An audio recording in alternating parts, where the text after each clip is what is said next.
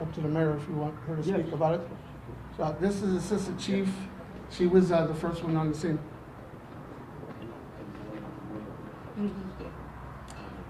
Hi, my name is Sharon Davis. I'm the Assistant Chief with Camp Jackson Fire Department.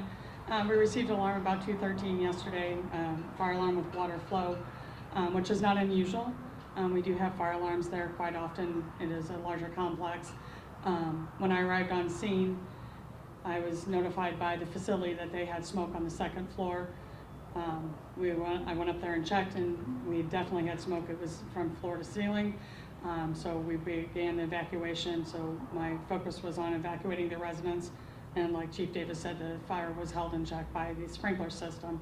So we were lucky to only have had the person that had passed away be our only injury. Everybody else is doing very well. How common is a rescue operation like what you guys had to go through yesterday? It is not very common. It's not common at all to have that many residents that need assistance that fast. So this was what some people say a career fire. I hope to never see that again, but it was definitely, would have been very overwhelming for me if we not had the assistance of the fire department from the area, the police department, MedStar ambulance. They made several rescues right alongside of us, and to Shaler Home, the employees there really stepped up. The residents themselves stepped up. We gave some more frail, not as agile walking residents to the ones that could assist them, and they were literally helping each other down the evacuation steps.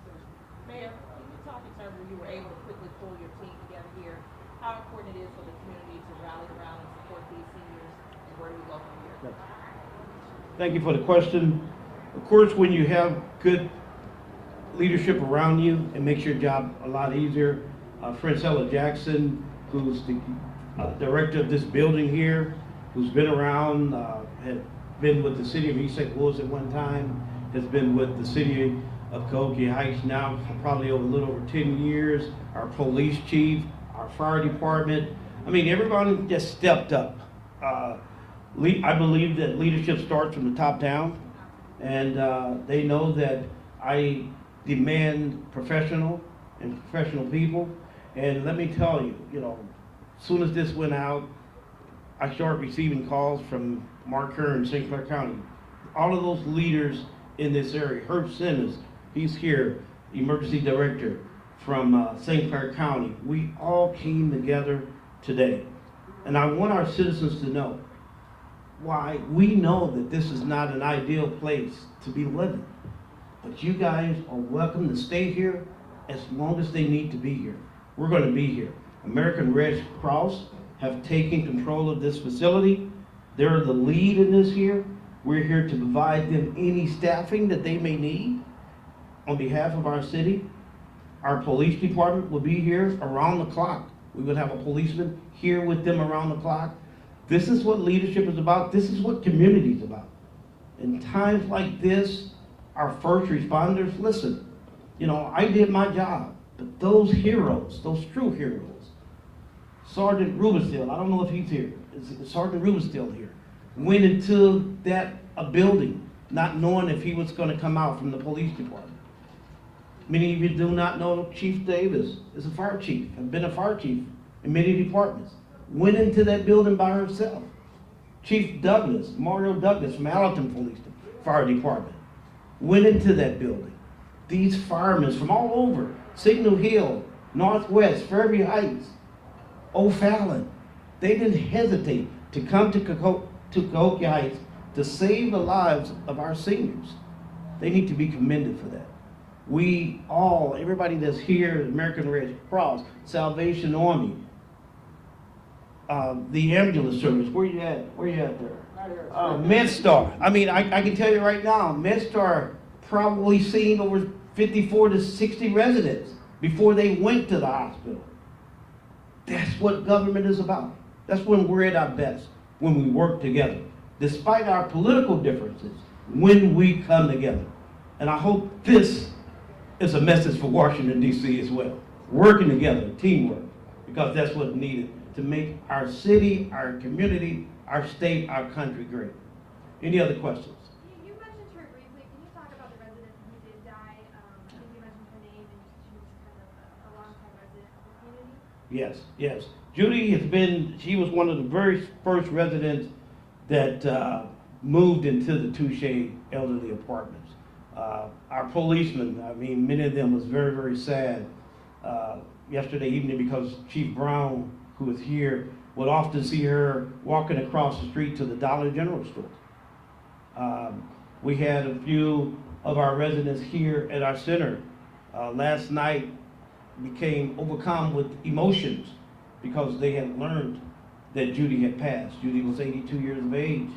And so Francella Jackson called several of the ministers here last night to comfort them and to pray with them on the loss of our residents.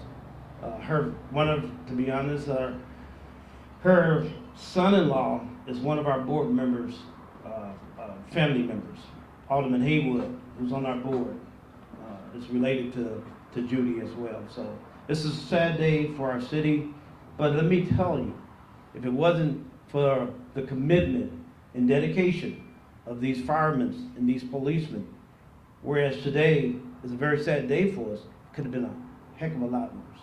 We had 74 seniors, some in wheelchairs, that was in that building, and these firemen from all over our area, these policemen, went into that building, carried, as the chief said, some of these residents out in blankets, in wheelchairs, by just the chief. I remember the fire chief Douglas telling me that he literally had to knock on the door and said, "Ma'am, you had to leave." And some of them, he told me, "Mayor, some of them would not leave." And you know how seniors are. Why do I have to leave? Well, you got to leave. We got smoke coming in. And he literally had to pick a couple of the seniors up and just told them out for their own safety because they did not want to leave their apartments. And now they're here. And they want to go home. There's no doubt about it. They want to go home. Any other questions? Are there any other facilities that have openings in Cahokia Heights that these people might be able to go to? That's a great question. Francella, I know Chief made some calls. Yeah, we have a number of the nursing homes here in Cahokia that stepped up. They're being assessed or going to be assessed by the American Red Cross and placed as needed. Is this apartment complex considered a nursing home or an assisted living, or just an apartment complex where some of the residents are elderly? What is the? They are nursing homes. And we also had a guy to show up this morning. They have a number of beds. So the Red Cross is assessing, and as they make their assessment, they will determine where they go. But yes, we have people and agencies that have stepped up to help house some of these individuals. At this time, we're going to go ahead and end the interview process. Ma'am, you got one other question? Could you spell Judy's first and last name for us? What is she? What is St. she? John. Judy St. John. Just common spelling, St. John. Judy St. John, she's 82, was it 82 years of age? 82 years of age. Okay. All right. Yes. Just to clarify that question, it's an apartment complex. That's- if you yeah, should- thank you, Yes, thank you. yes. Oh, okay. That's okay. We're going to go ahead and end it. Thanks for coming out. We appreciate you. Thanks.